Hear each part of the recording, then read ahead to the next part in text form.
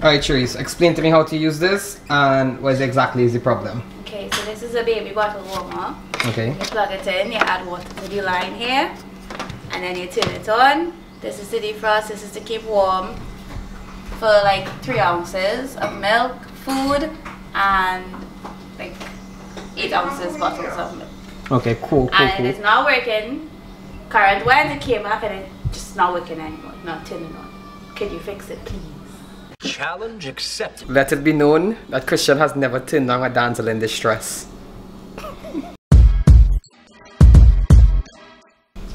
So that's today's video. I want to see if I could find out what's exactly wrong inside of this baby bottle heater. Bottle warmer.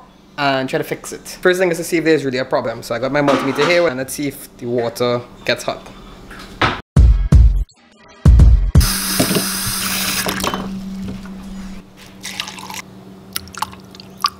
First try.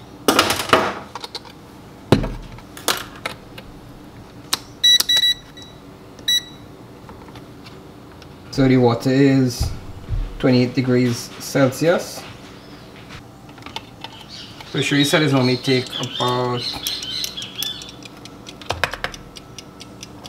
You know what, you got it to the light? Yeah. So this light only would come on? Yeah. So no light is on? Nope. So I think it's probably a thermal fuse. The fuse didn't blow. Nah, the fuse didn't blow. We'll check. So basically about 5 minutes passed, no change, the light also didn't come on, so that tells me that there's probably some kind of fuse blown on the inside, probably because of the surge. So the next thing is to really just open it up, see what could be the problem. I think there may be a thermal fuse or just maybe a fuse in general that we can just buy and replace and hopefully get this thing back working, right? Again, this is the Philips Avent. I can't read. Avent. They ask you how you are, you just have to say that you're fine when you're not really fine. I'll probably post a link in the description below of the product. I'm not sure if you guys could see, but there's like a lot of look at that. What is that? A bunch of mineral buildup inside of there. Yeah, so I always recommend when people using these kind of heaters and stuff, even electric kettles and stuff, or they try to use filtered water, so like water that you filtered from your Brita filter or something. It helps reduce the amount of minerals in the water, so you don't get this kind of white mineral buildup. So let's head back up to the lab and take this thing apart and see what's gonna go on. Okay guys, so welcome back to Just Barran YouTube channel. I would like to apologize to my subscribers and viewers that I haven't made a video in over 2 months. Yes, it has been 2 months since my last video. And there's a whole video on what happened and why I took a pause and a hiatus from YouTube. But I would like to say I'm back. I want to be making videos consistently, at least once a week. And I'll talk a little bit more about my new workstation and stuff that I built. Well, I didn't actually build, but I designed it, right? And that being said, love you guys, love you subscribers. I'm on I think like 90 subscribers, so thanks a lot, and I'll try to keep it up and hopefully might hit 1,000 subscribers by the end of the year. That's the goal.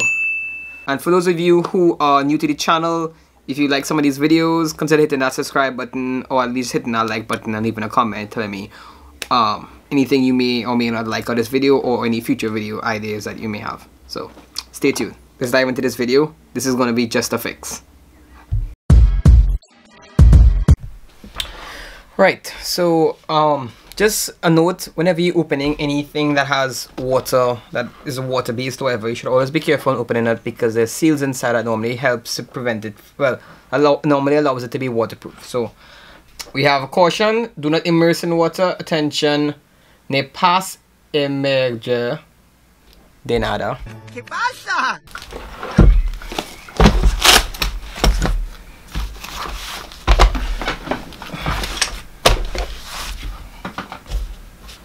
Opening this bad boy. So it looks like it might be a T10.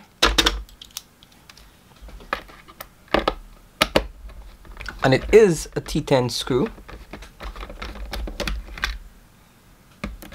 So pretty thin. I would recommend you have a mat kind of like this on standby where you can just like store all your screws, and this actually pops off really easy.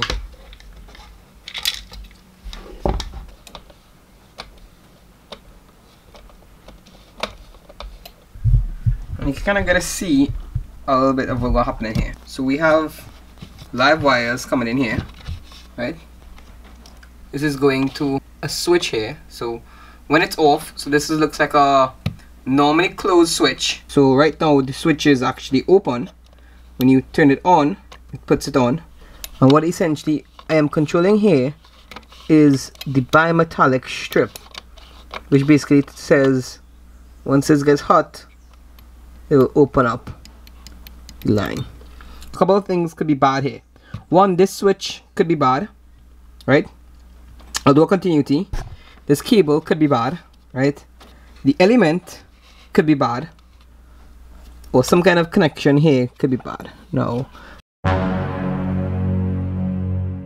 This black wire here goes to the light, so that obviously, and if that's not coming on, that means I think the switch might be bad. So with the multimeter, I'm going to put it in continuity mode, this particular multimeter. Once the connection is made, it'll give a beep, right? The first thing I want to test is the cable. I'm going to trace this. White is normally return, black, blue, black, brown is normally hot in the new standard. So I'm going to just take this black and doesn't seem to be working.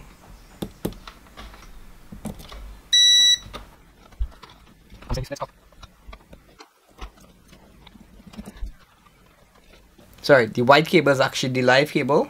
So when I test this by the switch here, we get a nice beep, and the black cable is the return.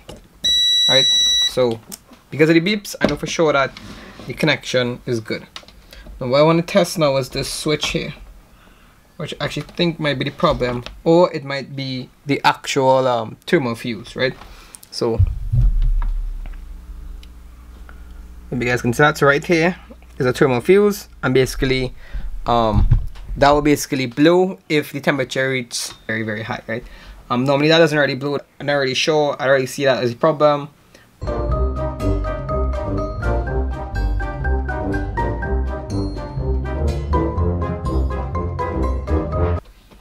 Okay, right off the bat, so what I did was I essentially tested the operations of the switch just now there, right? So I connected, and there's no shit. No, the switch does work. Crap. Back to square one, guys. I'm back to square one. So the switch actually does work. So what the hell is the problem?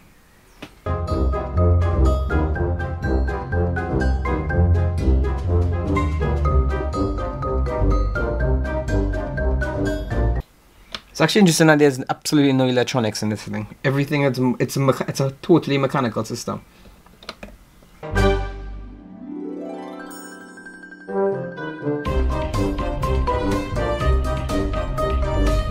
So I kind of got an idea of how this works.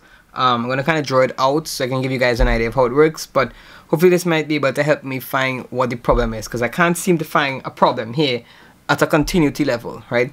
And the reality is the fuse that I thought would have been blown, it's not blown. So I'm going to just push it aside, and maybe if I can't solve the problem after this video, maybe you guys could help me, right? So what essentially we have here, we have a plug, right? You can see that, positive, negative. Basically the live goes to a normally closed switch, right, which is actually part of the dial. In this range, the switch is open and it's closed here, right? From this switch, we basically go to a plate that is connected to the bimetallic strip. Bimetallic strip. From the switch, we go to a bulb, goes right back to the return, splits up here to thermal fuse.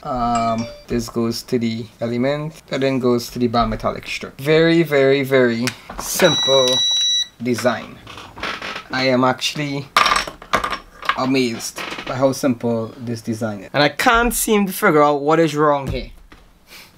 In its present state, the element should be live. So once I connect this up, the LED should light. Now I don't want to connect it up right now. Still trying to see if there may be some small connection that I may not have realized.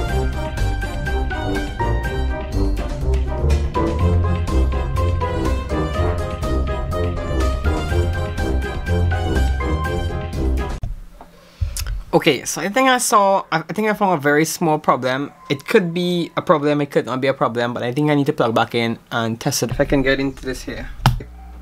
It's a normally closed switch, so in its press state, it opens the circuit, so there's no power going to the device. But in its open state, it closes the circuit.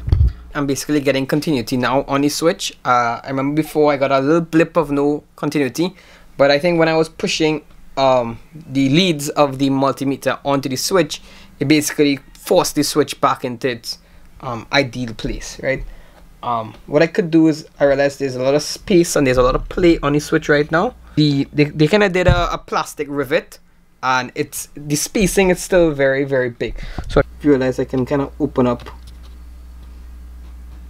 Yeah, I'm kind of opening up the switch there. If I put it back together and it works like normal, I might just have to put some glue stick or just something to make sure that this switch doesn't force itself back open. So I'm going to plug it back in and see if it works. I'm not going to screw it back up because down at the bottom here is pretty insulated. I just need to be very, very careful while I'm using it, right? So yeah, just put a little bit of water in just to help it, and let's hope it doesn't blow up.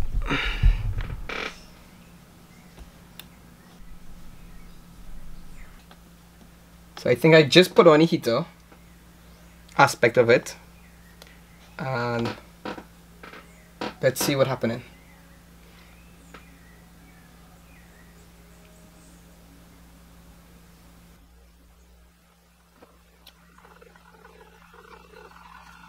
Not sure if you're hearing that, but that's the sound of water getting hot. So it's on 42 right now, so I'm gonna take it off now. It's really, really nice.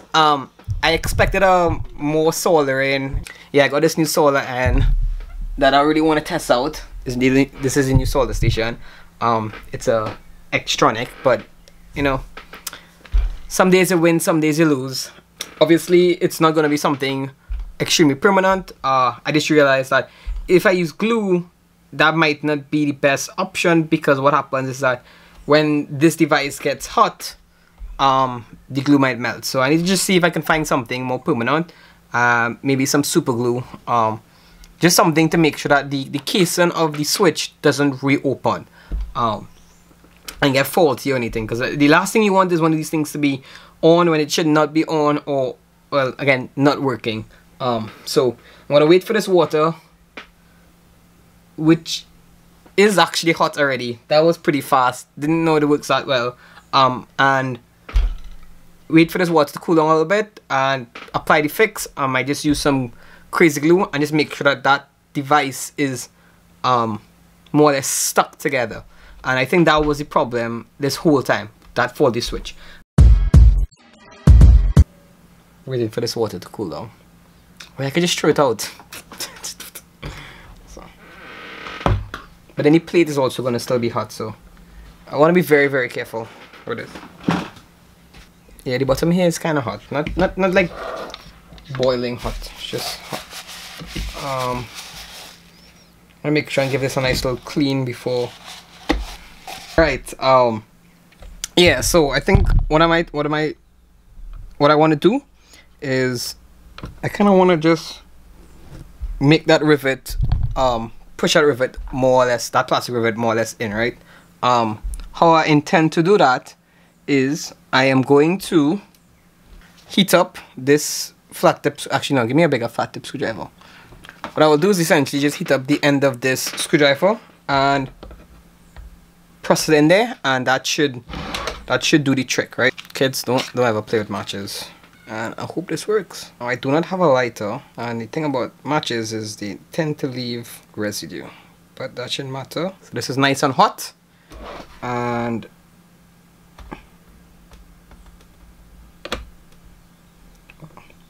Okay, that didn't work one rat's right? So plan B, I'm gonna get to use my solar iron. What I would not do is use a typical tip. What I would do is use one of these flat tips. Switch this on. Now I never recommend to use solar irons on plastic because they basically damage your tips. But I mean, I actually have a whole set of extra tips, so the other option would have been to just use one of my old solar irons, which I do have and I could have used, you know. But I rather the flat end, right? This road right here, there's a big space between him and his switch, causing the switch to open up.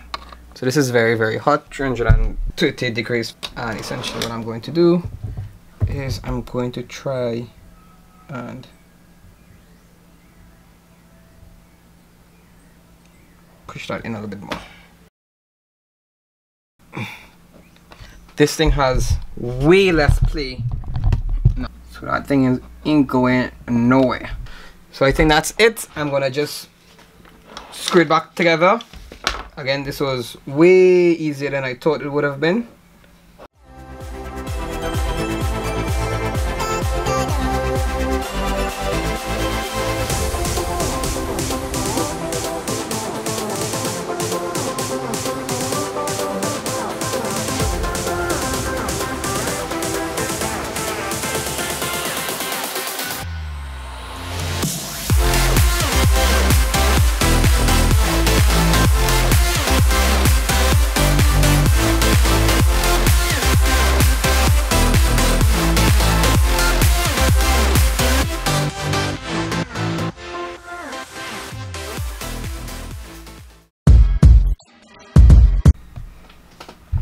Suck up my tea here. The water is now at 29 degrees Celsius. Make sure it's off. So I'm not sure if you're hearing a little clicky sound, but that's basically the bimetallic strip. Acts kind of like a thermostat. That way it takes off the device when it gets a certain temperature. From the moment it exceeds a certain temperature, it cuts off. When it drops back low, it comes back on. Plays around this temperature. So this is, I guess, 50 degrees Celsius. And if I increase it a lot more, it's probably going to increase the temperature. It's probably going to come back on. And so I hope you guys enjoyed this video. I hope you guys learn a lot about how these devices work. If anybody has a similar issue, the problem may be easier to fix than you think. Instead of throwing away one, you can easily fix these devices. This was such a simple fix, and it's such a simple device that people normally would just throw this stuff away because they don't think they could fix it, or they think it's actually like unfixable, but most times they are. Lucky for my family, they have me. Where even though I take a long time to fix anything they give me, that's because I'm mostly always busy. But again, hope you guys enjoyed this video. Hope you guys appreciated it. If you liked it, make sure to hit that like button. If you have any comments, suggestions, ideas, or just want to say hi, let me know in the comment section below. And again, if you do like this video and want to see more of these videos, consider hitting that subscribe button to let me know that you want to see more of these kind of videos. I should have a couple of new videos, ideas, and videos that I haven't, that I still have to edit up. This video might just be a quick edit, as opposed to those other videos, but I'll try to have them out as soon as possible. And if you did notice, I'm actually using a new camera for this video. This is my new Canon EOS M50. I'll be using this in the future from now on. I really like it. The video is nice and clean, and now that I have my window here, I got that natural lighting, and I'm no longer on the other side of my room, which would have been that side. I kind of rearranged my room, but I'll talk about those things in another video. So that being said, thanks for watching. Just be yourself, just do it yourself. Watch these videos, subscribe these videos, just subscribe, just like, just comment, just Barran.